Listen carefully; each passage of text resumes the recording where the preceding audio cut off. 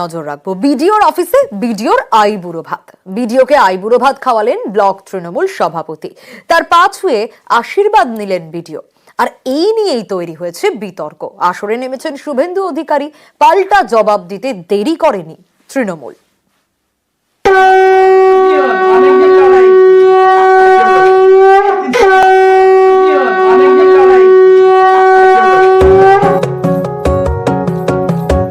এক গাল হাসি, গলায় রজনীগন্ধার মালা, টেবিলের উপর খাবার সাজানো, মাছের মুড়ো থেকে খাসির মাংস। তৃপ্তি করে খাচ্ছেন বিডিও।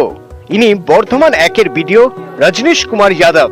তার অফিস চত্বরের একটি ঘরেই আইবুড়ো ভাতের অনুষ্ঠান। বিডিওকে আইবুড়ো ভাত খাওয়ান ব্লক তৃণমূল সভাপতি তথা পঞ্চায়েত সমিতির সদস্য কাকলি তা গুপ্ত। ছিলেন ব্লক তৃণমূলের যুব সভাপতি মানস ভট্টাচার্য।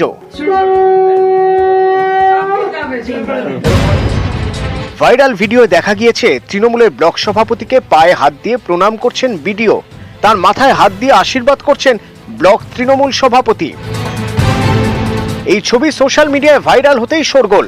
ভিডিওটি সোশ্যাল মিডিয়ায় পোস্ট করে সুর চড়ান বিরোধী দলনেতা শুভেন্দু অধিকারী। লেখেন, পূর্ব বর্ধমান জেলার এই ঘটনা ব্যতিক্রম নয়, এটাই এখন পশ্চিমবঙ্গের নিয়ম হয়ে গিয়েছে। শাসক দল এবং প্রশাসনের মধ্যে লাইনটি বরাবরই অস্পষ্ট ছিল, এখন সেটা মুছে ফেলা হয়েছে। তৃণমূল অবশ্য এর মধ্যে অন্যায় কিছু দেখছে না। তাদের বক্তব্য, জনপ্রতিনিধিদের সঙ্গে প্রশাসনিক আধিকারিকদের এরকম সুসম্পর্ক থাকলেই তো ভালো, তাহলে কাজ আরো গতি পাবে। জনপ্রতিনিধিরা সমাজেরই একটা অঙ্গ এবং প্রশাসনের সাথে তারা রিলেটেড, তো সুতরাং সেখানে একটা অনুষ্ঠান অফিসের লোকেরা করেছে, এর মধ্যে অপরাধের কিছু নেই, এখানে সৌজন্যের ব্যাপার আছে।